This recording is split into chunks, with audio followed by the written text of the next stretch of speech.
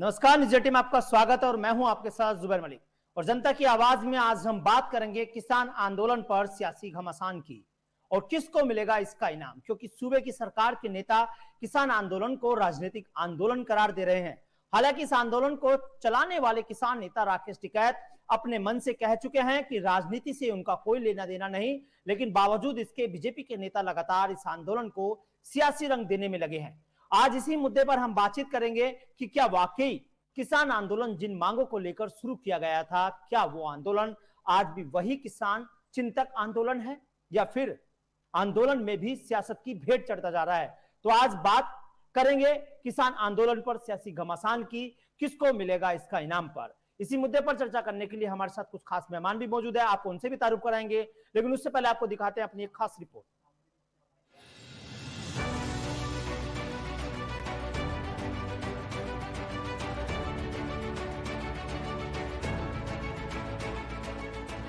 विधानसभा चुनाव को लेकर सभी पार्टियों ने तैयारियां तेज कर दी है। केंद्र में मौजूद सत्ताधारी पार्टी ने 2022 में 5 राज्यों में होने वाले चुनाव पर रणनीति बनाना भी शुरू कर दी है, लेकिन कोरोना काल के साथ किसान आंदोलन उसके सामने चिंता की लकीरें से कम नहीं है। दिल्ली की सीमाओं पर डटे किसान लगातार कृषि कानून का विरोध कर रहे हैं। वहीं भाजपा के कई नेता इसे राजनीतिक आंदोलन करार दे रहे हैं। जो किसान आंदोलन इस समय दिल्ली के बॉर्डरों पे चल रहा है, अगर वो राजनीतिक और राजनीतिक गोदियों में ना बैठा होता तो ये किसान आंदोलन बहुत स्वस्थ था। भारतीय जनता पार्टी और भारतीय जनता पार्टी की सरकार किसानों को नमन और नतमस्तक है, नमस्कार करती है। मगर जो राजनीतिकरण, अब जो उनके नेता राजनीतिक लोगों की गोद में बैठ गए हैं, इसलिए ये आंदोलन भारतीय जनता पार्टी को अब राजनीतिक लगने लगा है। इसलिए अब ये आंदोलन को बिल्कुल किसान नेताओं ने फीका और बेकार कर दिया है। जो किसान, गरीब, मजदूर जो शहीद हुए, आज उनके लाशों पर किसानों के नेता बने बैठे, वो उस पर राजनीति कर रहे हैं। आगामी विधानसभा चुनाव को लेकर राज्यों में भाजपा की चुनावी टीमें तैनात हो चुकी है और एक एक मुद्दे की व्यापक समीक्षा कर रणनीति बनाने पर काम कर रही है। इसमें मुख्य मुद्दा किसान आंदोलन का है। इसमें मुख्यतः पंजाब, उत्तर प्रदेश, उत्तराखंड के किसान हैं। ऐसे में इन राज्यों में पड़ने वाले संभावित असर पर बीजेपी ने नजर गड़ाई हुई है। पंजाब में तो भाजपा का दावा छोटा है, लेकिन यूपी उत्तराखंड में उसके सामने अपनी सरकारों को बरकरार रखने की चुनौती है। पश्चिमी उत्तर प्रदेश के बड़े किसान नेता चौधरी राकेश टिकैत खुद मोर्चा संभाले हुए हैं। ऐसे में इस क्षेत्र में इस आंदोलन का खासा जोर है। खासकर जाटलैंड इससे प्रभावित है। इसका चुनाव में और वोटों पर कितना असर पड़ेगा, इसे लेकर भाजपा खुद चिंतित है। हालांकि बीजेपी के नेता इसे किसानों के बजाय राजनीतिक आंदोलन करार दे रहे हैं। वहीं यूपी सरकार द्वारा गन्ना मूल्य में 25 रुपए प्रति क्विंटल की बढ़ोतरी की गई है, जिसे किसान नेताओं ने चुनावी स्टंट और ऊंट के मुंह में जीरा जैसी संज्ञा भी दी है। उत्तर प्रदेश सरकार ने 4 वर्ष के बाद 25 पैसे प्रति किलो की गन्ने की वृद्धि की है। यह वृद्धि नाकाफी है। बराबर के स्टेट हरियाणा में जहां बिजली का 35 रुपये प्रति हार्स पावर का रेट है, वहां 362 का गन्ने का भाव है। पंजाब में बिजली नलकूपों की फ्री है, वहां 360 रुपये का भाव है गन्ने का प्रति कुंतल। और उत्तर प्रदेश में बिजली का 175 रुपये प्रति हार्स पावर का रेट है, लेकिन यहाँ 350 ही केवल गन्ने का रेट दिया गया। अगर यह वृद्धि कंटिन्यू बराबर 4 साल में भी होती तो किसानों को लगभग 4000 करोड़ का लाभ होता। और ये जो है जो भाव वृद्धि है, इस पे आगे भी जो है किसानों को विश्वास ही नहीं कि अगर 2022 में भारतीय जनता पार्टी की सरकार उत्तर प्रदेश में बनी कि वे आगे इस गन्ने के भाव को बढ़ावेगी। इससे कोई भी फर्क किसान की सेहत पर पड़ने वाला नहीं है। अगर बिजली के रेट भी कम करे, गन्ने का रेट बराबर के स्टेट के बराबर करे 362 रुपये, और जो आवारा पशु है इन पर अंकुश लगावे और गन्ने का भुगतान डिजिटल करे, जब किसान भारतीय जनता पार्टी की उत्तर प्रदेश में सरकार बनाने की सोच सकता है। सूत्र बताते हैं कि भाजपा इसके असर का लगातार आकलन कर रही है और चुनाव तक वह पश्चिमी यूपी में खुद को मजबूत करने में लगी है। वहीं विपक्षी दल भी इस पर कड़ी नजर बनाए हुए हैं। बता दें कि सपा, बसपा, कांग्रेस हो या फिर रालोद, सभी पार्टियां किसानों को अपने खेमे में लाने की लगातार प्रयास कर रही है। देखना दिलचस्प होगा कि क्या 2022 तक किसान आंदोलन का कोई हल निकाल कर उसे खत्म कर दिया जाएगा या फिर एक विशेष पार्टी के साथ किसान का समर्थन दिखाई देगा। Bureau report, news 18।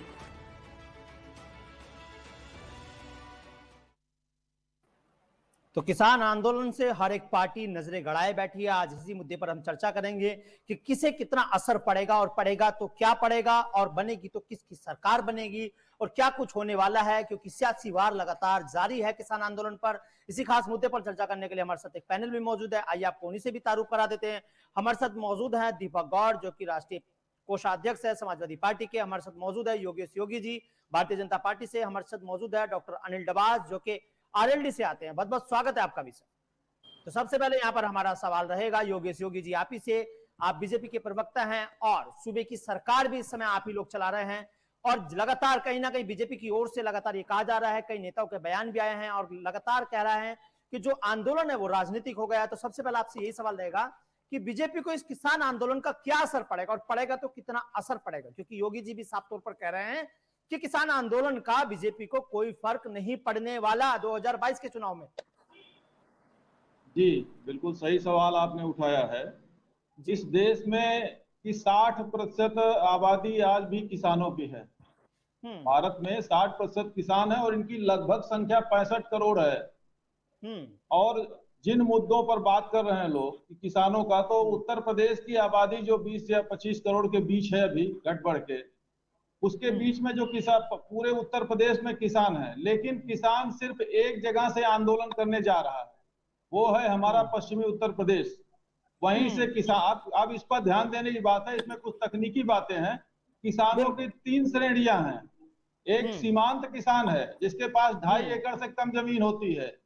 एक होता है कि उसको कहते हैं लघु किसान, जिसके पास 4 एकड़ से कम जमीन होती है। उसके बाद बृहद किसान होता है जिसके पास 5 एकड़ से ज्यादा जमीन होती है। भारत में ज्यादातर किसानों के पास सिर्फ 0.38 हेक्टेयर जमीन है, और इनकी संख्या 60% किसानों के पास इस देश में सिर्फ और सिर्फ 0.38 हेक्टेयर जमीन है। जो ये किसान सड़क पर बैठे हुए हैं एसी में, बड़ी बड़ी गाड़ियों से, रेंज रोवर और BMW से जा करके, ये किसान बड़े परिवारों से आते हैं जिनकी संख्या 2% है। ये किसानी करने की जगह आंदोलन करने पर ज्यादा ध्यान दे रहे हैं। आप कृषि कानूनों की बात करिए, उनकी समीक्षा करिए। आज भी इस देश में किसानों का जो है, मंडी में उनका जो MSP का, न्यूनतम समर्थित मूल्य का लाभ सिर्फ 6% किसान पाते हैं, जिसमें से सब के सब, ज्यादातर आप कह लीजिए, सब ना मानिए तो ज्यादातर बड़े किसान हैं। चलिए सर, आपने कबूला, एक पूरी बात है, 94% किसान, 94% किसान आज भी बिचौलियों के जरिए हैं। हाँ, आपने आज ये कबूल लिया कि 6% ही फायदा मिलता है किसानों को MSP का। नहीं, हमने ये नहीं, आपने मेरी बात नहीं पूरी होने दी जुबेर भाई। 6% किसानों को सिर्फ मंडी तक पहुंच पाते हैं। 94% किसान आज भी बिचौलियों के शिकार हैं। बिचौलियों से हटा करके उनको खुला बाजार देने के लिए कृषि कानून आए, जिसको लेकर के यह आंदोलन छेड़ा गया है। मेरी पूरी बात ये जी। चलिए, तो क्या आपकी पार्टी पर, क्या बीजेपी पर इसका कोई असर पड़ता दिख रहा है आपको या नहीं दिख रहा है? क्योंकि 136 सीटें हैं सर पश्चिमी यूपी में, ये आप अच्छे से जानते हैं, और 102 सीटें आप जीती थी पिछले विधानसभा चुनाव 2017 में, अगर मैं बात करूं। बिल्कुल इन्हीं किसान भाइयों ने भारतीय जनता पार्टी को पश्चिमी उत्तर प्रदेश में 102 सीटें दिलवाई थी, और यही आगे भी दिलवाएंगे, क्योंकि उनमें से कुछ ही लोग हैं जो सड़क पर बैठे हुए हैं। ये सामंतवादी किसान हैं, मैं इनको परिभाषित कर रहा हूं। ये किसानों में भी सामंतवादी परंपरा चलाने वाले लोग हैं, जो सड़कों पर जाके दिल्ली में बैठे हैं, जो खेती करने की जगह सड़क पर बैठे हैं जी। और सामान्य किसान खेती बाड़ी कर रहा है, अपना काम कर रहा है जी, सरकार उसके लिए खड़ी है। सर, अभी आपके पास आएंगे, यहाँ हमारे साथ समाजवादी पार्टी के नेता भी यहाँ पर बैठे हुए हैं, उनसे भी सवाल कर लेते हैं गौड़ साहब से। गौड़ जी, क्या किसान आंदोलन का फायदा सपा को मिलने वाला है? क्योंकि हर एक सभा में अखिलेश यादव किसान आंदोलन को लेकर सरकार पर जरूर हमलावर होते हैं। हालांकि बीजेपी कह चुकी है साफ तौर पर, और उनके मुख्यमंत्री भी कह चुके हैं योगी आदित्यनाथ जी भी, उन्होंने भी साफ तौर पर कह दिया है कि किसान आंदोलन से बीजेपी पर कोई फर्क नहीं पड़ने वाला 2022 विधानसभा चुनाव में। तो क्या आपको फिर फायदा मिलने वाला है, नुकसान होने वाला है, ये भी बता दीजिए, क्योंकि बीजेपी को तो फर्क नहीं पड़ेगा। देखिएगा जुबैर भाई, आपको एक बात बता देता हूं, भारतीय जनता पार्टी के प्रवक्ता जी का भी कभी कहना था, योगेश जी का, कि किसान आंदोलन से कोई फर्क नहीं पड़ता क्योंकि इसकी परसेंटेज बहुत कम है। अगर इनकी परसेंटेज इतनी कम है तो इतनी बौखलाहट भाजपा में क्यों है? ये भी ध्यान रखें सब लोग, नहीं भाजपा में फिर इतनी बौखलाहट क्यों है?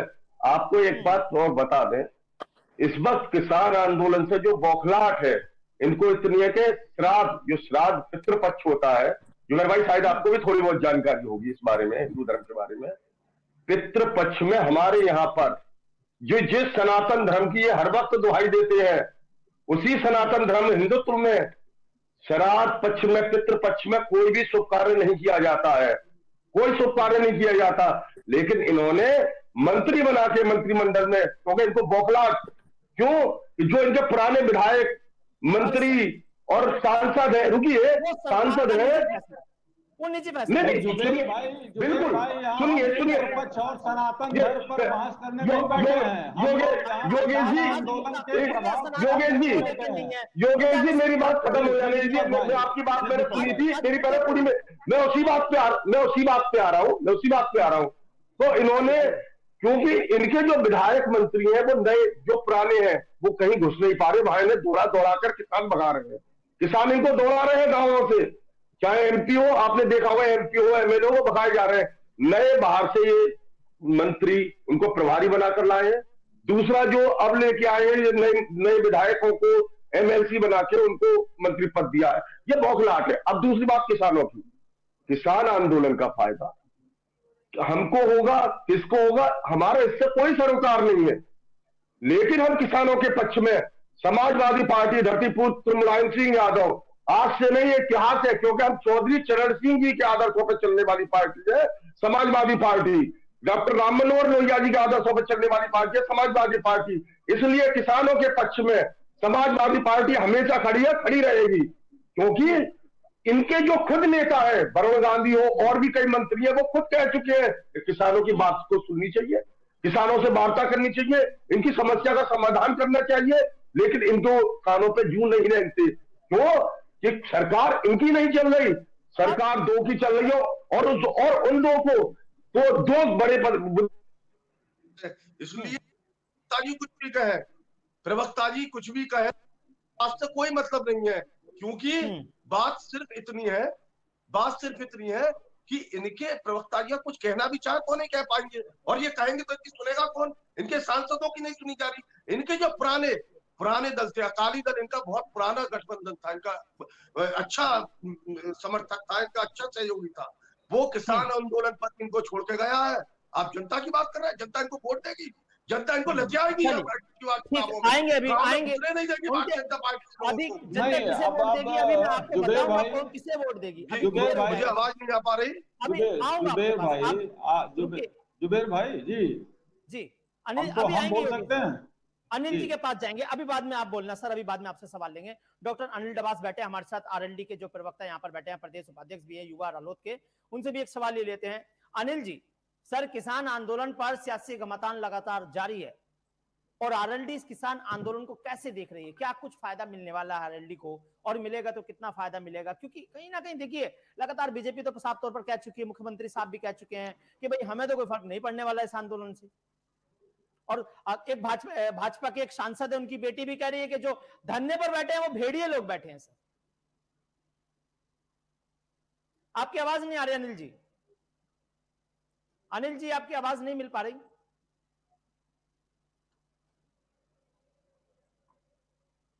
अनिल जी आपकी आवाज नहीं मिल रही, आप दोबारा ज्वाइन हुई है।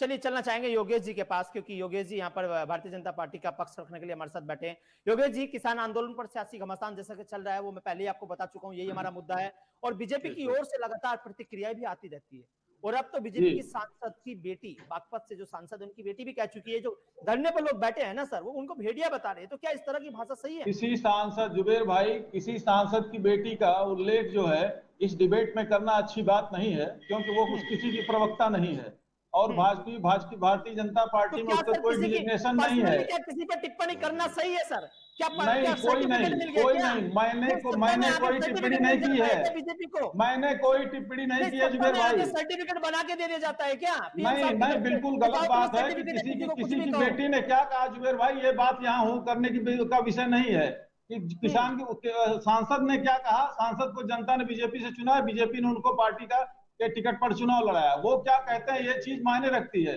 किसी की बेटी क्या कहती है ये चीज मायने नहीं रखती। और ये बहस का मुद्दा नहीं हो सकता है। बहस का मुद्दा ये है कि 60% इस देश के किसानों में से कुछ किसान सड़क पर बैठे हैं और कुछ पार्टी के लोग, खास करके समाजवादी पार्टी के लोग। एक मिनट आपको रोकना चाहूंगा सर, डॉक्टर अनिल डबास का कनेक्शन नहीं हो पा रहा है, मैं वहीं आऊंगा, मुद्दे की बात करेंगे, मुद्दे से नहीं हटना है बिल्कुल भी, आपकी बात सही है। रुकिए जरा, डॉक्टर अनिल डबास जी को आजान दी। चलिए योगेश जी, आपसे सवाल रहेगा, आप कह रहे हैं ना कि 60% की आप बात कर रहे हैं, और साफ तौर पर आप ये भी अच्छे से जानते हैं कि 6% महज किसानों को एमएसपी पे फसल बिक पाती है, 6% की। आप भी जानते हैं, मैं भी जानता हूँ, सब लोग जानते हैं। लेकिन सवाल यही है सर, जो 94% परेशान है, उनको कब सर अंदर लाया जाएगा एमएसपी के? मैं वही तो कह रहा हूँ, जब आप किसानों को खुली मार्केट देंगे और उनको प्रशासनिक संरक्षण देंगे, उनकी कंपटीशन में, प्रतियोगिता में उनकी फसलें बिकेंगी, तभी तो उनको लाभ मिलेगा। कि आप उनको मंडी में उनकी फसल बिकेगी नहीं, बाहर आप उनको बेचने नहीं देंगे, बाहर उनको आप बेचने नहीं देंगे। मेरी आवाज नहीं जा रही? आ रही है सर, आ रही है, कंटिन्यू। बाहर उनको आप बेचने नहीं देंगे तो वो बिचौलियों के शिकार होंगे, जो सैकड़ों साल से होते आए हैं कि उनकी फसल 25 पैसे में खरीद करके 5 रुपए में बेची जाती रही है। तो अब जब 6% लोग ही मंडियों का लाभ पा रहे हैं, इस देश में 7,000 मंडियां हैं और इस देश को 42,000 मंडियों की आवश्यकता है, 42,000 मंडियों की आवश्यकता है। और जब वो नहीं है, अभी वो व्यवस्था नहीं है, तो उनको खुले बाजार में आप क्यों नहीं जाने देना चाहते हैं? उसमें क्या गलत हो जा रहा है? खुले बाजार में जाने पर प्रतियोगिता से ही तो मूल्य बढ़ते हैं, ये तो सभी जानते हैं। ये तो अर्थशास्त्र का नियम है कि हमेशा प्रतियोगिता से ही मूल्य बढ़ते हैं।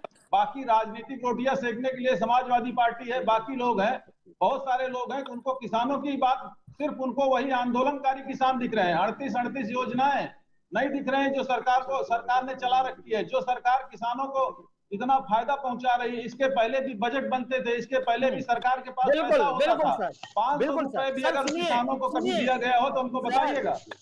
योगेश जी सुनिए, जब आपकी सरकार को 4 साल हुए थे ना, तो अखिलेश जी आवाज नहीं आ रही जुबेर भाई सर, जब आपकी सरकार को 4 साल हुए थे ना, तो अखिलेश जी ने सीधे तौर पर पूछा था, बता दीजिए आपने कहां मंडी बनवाई है। तो आप लोगों ने एक बार नहीं बताया था कि हमने वहां मंडी बनवाई है किसानों के लिए, 1-2 मंडी गिनवा देते उनको। जी, अगर आपने ये डिबेट के पहले बताया होता कि हमको मंडी गिनवाना है, तो मैं जुबेर भाई आपको मंडी गिनवाता कि कितनी मंडी किस सरकार में बनी है, वो मैं आपको जवाब देता। लेकिन अभी चूंकि ये बीच में मुद्दा आ रहा है, तो हमारे पास डाटा नहीं है, झूठ हमको बोलना नहीं है बाकी लोगों की तरह। बिना डाटे की बात मैं नहीं करने वाला जी। अगर आपने यही पहले कहा तो मैं आपको बताता कि किस सरकार में कितनी मंडियां बनी हैं और किस सरकार में किसानों के लिए क्या काम हुआ है, ये भी मैं आपको बताता। बिल्कुल। अच्छा चलो ठीक है, आपकी मैं सारी बात एग्री कर लेता हूं, लेकिन आप ये बताइए कि एमएसपी पे आप कानून क्यों नहीं बना रहे सर, जब बार बार किसान मांग कर रहे हैं। जब किसान आपसे बार बार एमएसपी पे कानून बनाने की मांग कर रहे हैं, तो क्यों नहीं बना रहे आप कानून? आप 3 कानून तो लेके आ गए ना, तो एमएसपी पे, वो एमएसपी के कानून की बात तो वो पिछले 50 साल से कर रहे हैं सर। आज किसानों की सरकार किसानों की फसल खरीदने के लिए एक सरकार कानून बनाए और सरकार उसको बाध्यता बना ले। वो बाध्यता बन जाए कि सरकार ही खरीदेगी और कोई नहीं खरीद पाएगा, उसको खुले बाजार की प्रतियोगिता से वंचित कर दिया जाए कानून बना के। ये कोई बात नहीं होगी। किसान को भी उतना ही प्रतियोगी होना चाहिए, समाज के बाकी क्षेत्र के लोग जितना प्रतियोगी हैं उनको प्रतियोगी बनाने के लिए उनको सुविधाएं दी जानी चाहिए, बाकी चीजें होनी चाहिए। आप क्या चाहते हैं कि 5 लाख करोड़ रुपए सरकार हर साल खर्च करे न्यूनतम समर्थित मूल्य कानून तो बना करके किसान की फसलें? आप क्या चाहते हैं? किसान को उचित मूल्य ना मिले उनकी फसलों का, आप ये चाहते हैं? बिल्कुल उचित मूल्य दिलाने के लिए किसानों को ही कानून बनाया गया है और उनको खुले मार्केट में ले आया गया है, जहां प्रतियोगिता के अवसर उपलब्ध होंगे और जहां देखिए उपलब्धता और मांग दोनों के आधार पर मूल्य तय होते हैं। इस बात को आप भी भली भांति जान रहे हैं कि जितना कुछ हम लोग पैदा करते हैं इस देश में, उसमें उपलब्धता बहुत सारी फसलों की बहुत कम है, तो डिमांड जब ज्यादा होगी तो मूल्य बढ़ेगा। और सरकार तो सिर्फ ठीक है कि एक मूल्य फिक्स कर देती है, लेकिन उससे ज्यादा फायदा उनको मार्केट में जाने पर मिलेगा। सर एक मिनट योगेश जी, लेकिन सिर्फ इसमें आपके पास फिर आऊंगा। डॉक्टर अनिल डबास हमारे साथ जुड़ गए हैं, आरएलडी के युवा रालोद के, यहाँ पर बैठे हैं। आपका बहुत बहुत स्वागत है सर आपसे, क्योंकि बात एक भी सवाल नहीं हो पाया, आपका कनेक्शन प्रॉब्लम हो रहा है, तो आप ही के पास चलते हैं। सर आपसे सीधे तौर पर सवाल ये रहेगा कि इस बार कितना फायदा आप लोगों को होने वाला है किसान आंदोलन को, क्योंकि सारी पार्टियां कहीं ना कहीं किसान आंदोलन को लेकर के चुनावी मैदान में इस बार हैं, ये तो जग जाहिर है सर, इसमें कोई दो राय नहीं है। देखो जुबेर जी, मैं आपको बताना चाहूंगा कि सबसे ज्यादा फायदा हमारी गठबंधन की सरकार बनने जा रही है उत्तर प्रदेश में। जो माननीय अखिलेश यादव जी, दो युवा चेहरे हैं, जयंत चौधरी और अखिलेश जी। सर आपकी आवाज फिर आनी बंद हो गई है। और सबसे ज्यादा जी आ रही है आवाज? हाँ जी हाँ जी। और सबसे बड़ी बात यह है कि ये बीजेपी के लोग जो झूठ बोलने का काम करते हैं, अभी मेरे भाई योगेश जी बैठे हैं, योगी जी, तो इन्होंने बताया कि जो है 60% लोग किसान है, लेकिन जब से लॉकडाउन हुआ है 80-90% लोग किसानी कर रहे हैं। पूरे जो यहाँ इन्होंने जिनको रोक नहीं पाया, आवाज नहीं आ रही है। आरएलडी वाले भाई साहब की आवाज ठीक से नहीं आ रही। क्या मजदूर किसान नहीं है? क्या एक बढ़ई किसान नहीं है? क्या वो उस बढ़ई जिसके घर में जो चारपाई मैं आरएलडी के भाई साहब को नहीं सुन पा रहा हूँ। बहुत खराब। आप एयरफोन निकाल दीजिए अपना। नहीं बिल्कुल नहीं, उसी से तो आपसे बात हो पा रही है हमारी। जुबेर जी, ये जो कह रहे हैं कि किसान बड़ी बड़ी गाड़ियों में बैठ कर घूमते हैं, वो किसान आप उनका पता कराइए ना, उनकी सारी चीजें जांच कराइए। जो लोग वहां बैठे हैं, इनको योगी जी को पता चल जाए, खुद कर लें इतना भला काम कि कितने लोग वहां बैठे हैं, कितने परेशान हैं, जिनके घरों के 2 आदमी जो है काम करने वाले हैं, खेत में काम करने वाले हैं, उनमें से एक आदमी वहां बैठा तो एक तो खेती करेगा, क्योंकि उनका घर सुबह कमा के लाते हैं, तब शाम को पशु चारा खाते हैं। लॉकडाउन लगा हो, चाहे कभी कर्फ्यू लगा हो, कभी दंगे हुए हो, लेकिन पशुओं को चारा खिलाया उन्होंने। चाहे किसान को खाना मिला हो ना मिला हो, लेकिन अपने पशुओं को उन्होंने खाना खिलाने का दुर्भाग्य तो यही है ना, सारी सरकारें वाहवाही तो जरूर लपेटती होगी, लेकिन किसान की हालत आज भी दयनीय है, ये सब अच्छे से जानते हैं, उसके बावजूद भी आज भी कुछ नहीं हो पा रहा उनका। पूरा देश जानता है, जब जो है राकेश टिकैत को उठाने की पूरी तैयारी पूरा प्रशासन लगा दिया था, केवल चौधरी अजीत सिंह जो आज नहीं है हमारे बीच में, उन्होंने एक टेलीफोन करके कहा था कि मैं चल दिया अपनी बसंत कुंज से, तो तब तक पूरी सरकार हिल गई थी, पूरे देश को पता चल गया था। जब तक चौधरी जैन जी पहुंचे वहां, तब तक वहां कई लाख लोग पहुंच चुके थे। तो ये सच्चाई है, ये ताकत है हमारी, ये है हमारी किसानों की पार्टी। आज तक जो है हमारे पास हमारी 3 पीढ़ियां जो है, चौधरी जैन जी, चौधरी अजीत सिंह जी और चौधरी चरण सिंह जी ने राजनीति किया है, लेकिन आज तक किसानों की बात करने के लिए उन्होंने बताया कि किसानों को जिंदा करना, किसान कहने का हक जो है चौधरी अजीत सिंह ने, चौधरी चरण सिंह ने दिलवाया है। 40 मिलें लगवाई इन्होंने, ये एक भी बता दे कोई मिल लगाया हो, कोई हॉस्पिटल बनाया हो, 4 साल में कोई सड़कें, वही सड़कों का निर्माण कराने में इनको केवल इन्होंने कहा था गड्ढा मुक्त सरकार। अगर ये गड्ढा मुक्त, आप किसी भी हाईवे को चेक कर लीजिए, जो इनके समय में बने हैं सारे गड्ढे, उनमें गड्ढे ज्यादा हैं। क्या किया? एक अस्पताल बना दे, इनको ऑक्सीजन में मरे हैं। गोरखपुर जो है मुख्यमंत्री का गृह जनपद में मरे हैं। योगेश जी से एक सवाल ले लेते हैं अभी। योगेश मैं आपको बताना चाहूंगा, 2022 में इनको इतनी बुरी तरह जो है यहाँ से उत्तर प्रदेश से भगाने का काम करेंगे, जैसे पिछली बार ये जिस बहुमत के साथ, प्रचंड बहुमत के साथ उत्तर प्रदेश में इन्होंने वापसी की थी। 5वें नंबर की पार्टी है प्रदेश की, फिर 5वें नंबर पे जाएगी। अगर किसान जागरूक रहा, किसान की को पता रहा, सच्चाई है। लेकिन अखिलेश यादव जी और जयंत चौधरी जी एक प्रचंड बहुमत के साथ उत्तर प्रदेश में वापसी करेंगे, तभी लोगों के खिलाफ पता चलेगा कि ये क्या, इन्होंने कितना विकास किया है। चलिए योगेश जी के पास फिर से चलेंगे, फिर उसके बाद दीपक गौर के पास आएंगे। पहले योगेश जी के पास चले थे। योगेश जी, 10 महीने से ज्यादा सर किसान आंदोलन को बीत चुके हैं, ये आप अच्छे से जानते हैं। आखिर कब तक इस आंदोलन का हल निकल जाएगा, ये बता दीजिए। किसान आंदोलन का फल किसानों को लेने के लिए क्षेत्र में जाना चाहिए, अपने खेतों में जाना चाहिए, वहां जाके फसल पैदा करना चाहिए और फसल को लेकर के खुले बाजार में प्रतियोगिता करनी चाहिए। और सड़क पर बैठ करके राष्ट्रीय लोकदल, कांग्रेस और समाजवादी पार्टी के नेताओं के हाथ का खिलौना बनने से कांग्रेस या समाजवादी पार्टी, राष्ट्रीय लोकदल के लोगों के हाथ का खिलौना बनने से किसानों को क्या फायदा होगा? किसान तो अपने खेतों से खिलौना तो योगेश जी आपने बना दिया है, किसानों को खिलौना बना दिया आपने, खिलौना उनके साथ आप चल रहे हैं योगेश जी, खिलौना आपने बना दिया है। भारतीय जनता पार्टी सरकार ने 22 लाख करोड़ 5 साल के अंदर किसानों पर खर्च किया है। डाटा चाहिए तो आपने नंबर दीजिए, भेज दे रहा हूँ। इसके आपके आंकड़े तमाम झूठे हैं योगेश जी, आपका एक आंकड़ा ठीक नहीं है। आपकी सरकार झूठी जुमलेबाजों की सरकार है, झूठी। आप अपने आंकड़े तैयार कर लेते हैं।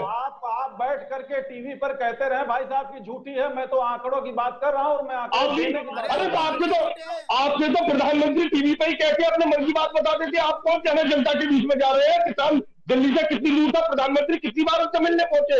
आप खुद अगर टीवी पे बताते हैं केवल आपके प्रधानमंत्री पहुंचे। प्रधानमंत्री जो है उनके पास बहुत सारे काम होते हैं और प्रधानमंत्री। अच्छा किसानों का, अरे बात तो सुनिए भाई। अच्छा किसानों का काम नहीं है, मंत्रिमंडल का प्रतिनिधि के लिए बताइए। उनके पास कोई पावर ही नहीं थी, उनके पास कोई पावर ही नहीं थी डिसीजन लेने की। तो क्या करता उनके पास कोई पावर थी? आपने कोई पावर लेके भेजा? कोई पावर लेके आपने भेजा उनको? नहीं, आपने जो प्रतिनिधि मंडल भेजा उसको कोई पावर थी? आप व्यक्तिगत रूप से बातें मत कराइए जुबेर भाई, आप बात व्यक्तिगत से बात है, उसको कोई पावर ही नहीं है। आपके पास कोई पावर नहीं है, मैं कह रहा हूँ। अच्छा आप एक बात बता दें, किसानों के हित की आप 4 बातें बता दीजिए। 4 बातें आप किसानों के हित की। सांसद की लड़की है, वो पदाधिकारी है बीजेपी में, आपने उसको कह दिया कि उसकी बात ना करे। आपकी जो चारू प्रज्ञा है, जो किसानों को भेड़िया बता रही थी, वो आपके उसमें कार्यकारिणी में पदाधिकारी है।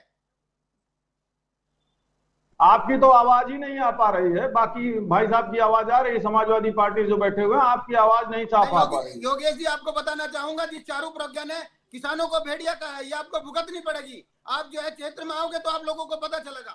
और आप कह रहे हो कि आप चारू प्रज्ञा की बात ना करें, आपकी आवाज कट के आ रही भाई साहब। सांसद की बेटी है इसलिए नहीं, वो उसमें आपकी आवाज, मैं सिर्फ कुछ बातें कहना चाहता हूं जुबेर भाई, इनकी बात नहीं आ रही है सर। देखिए, इस देश का 65 करोड़ नागरिक आज भी किसान है और वो खेती का काम करता है कहीं ना कहीं से, जिसमें से 80%, मेरी बात पूरी होने दीजिए, जिसमें से 80% लोग जो है वो सीमांत या लघु किसान है, जिनकी जोतें बहुत छोटी हैं। वो बड़े किसानों की तरह नहीं है, उनके लिए मंडियों में जगह नहीं है। वो अलग अभी तक बोरा लेकर के साइकिल पर घूमने वाले व्यवसायी वर्ग के छोटे छोटे बिचौलिए उनकी फसल खरीदते रहे हैं। ठीक है आपका बहुत बहुत शुक्रिया योगेश जी, जा रहा है, उनको मौका दिया जा रहा है। योगेश जी ये बता दीजिए कि इस किसान आंदोलन का कब तक होगा, जल्दी से। मैं कोई भविष्यवक्ता नहीं हूं, मुझको ये नहीं पता कि किसान आंदोलन का अंत कब तक होगा। हेलो, चलिए ठीक है, बहुत बहुत शुक्रिया आप लोगों का इस चर्चा में शामिल होने के लिए, क्योंकि लगातार कहीं ना कहीं पश्चिमी यूपी में सियासत तेज है और लगातार जो पश्चिमी यूपी की अगर हम बात कर ले, करीब 1 दर्जन जिलों में जाटों की आबादी 20% तक है, तो करीब 50 विधानसभा सीटों पर 30% से अधिक मुस्लिम वोटर है और 25 से अधिक विधानसभाओं में मुस्लिम जाट वोटरों की संख्या 50% से अधिक है। और साल 2013 के मुजफ्फरनगर दंगों के बाद किसान नेताओं ने ही सत्तारूढ़ सरकार के बुगुल बजाया था, जिसका असर 2014 के लोकसभा चुनाव में देखने को मिला था। और बीजेपी ने पूर्ण बहुमत के साथ 2014 में लोकसभा चुनाव जीता था और फिर 2017 में विधानसभा चुनाव यूपी में जीता था और 102 सीटें जीती थी 136 में से पश्चिमी यूपी की। और हालांकि इस बार किसान आंदोलन कर रहे हैं, अभी आने वाला समय बताएगा कि किसको कितना फायदा मिलेगा। फिलहाल मुझे दीजिए इजाजत, इस शो में इतना ही।